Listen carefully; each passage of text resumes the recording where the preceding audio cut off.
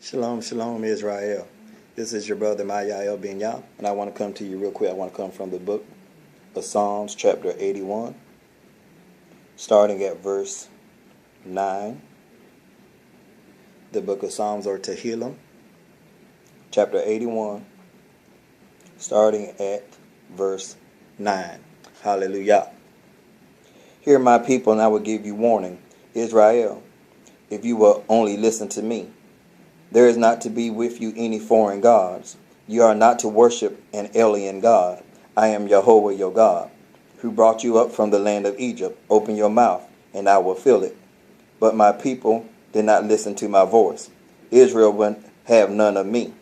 So I gave them over to their stubborn hearts, to live by their own plans.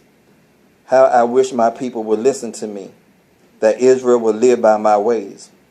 I will quickly subdue their enemies and turn my hand against their foes.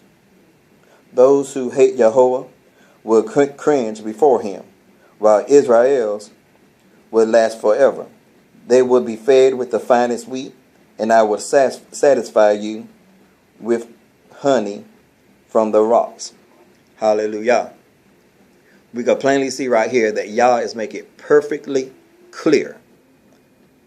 He's making it perfectly clear through the psalmist that if we will return back to him, which includes keeping his commandments, also known as walking in his way or walking the ancient path, that is walking in accordance to Torah, better known within through Christianity as the law. Yahweh, Yah is saying if we will return to him, which includes keeping his commandments, his laws, his statutes,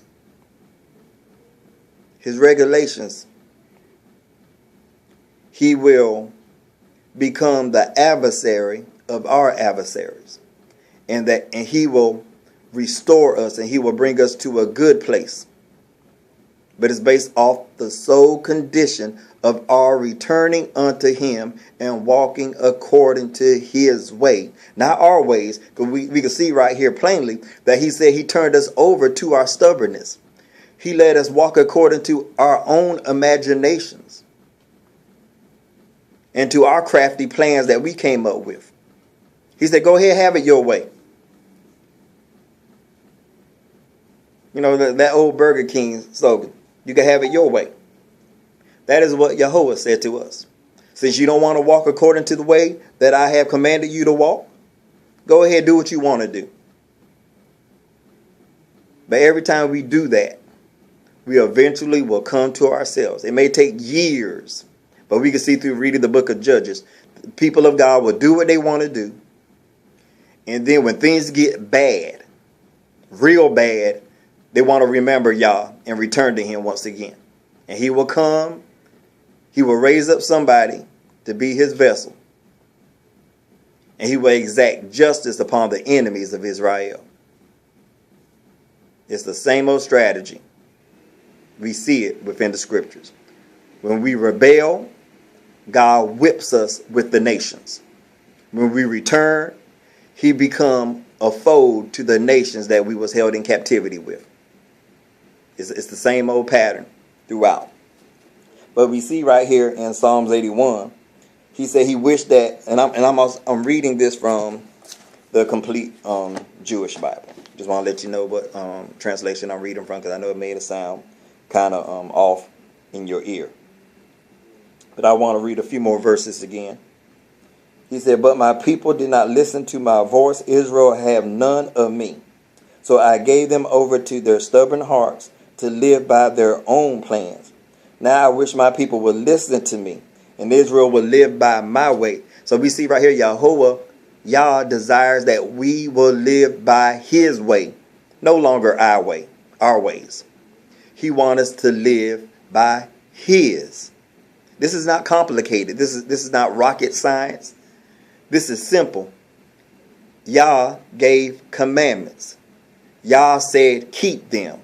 Yah said, if you keep them with your whole heart, I will bless you.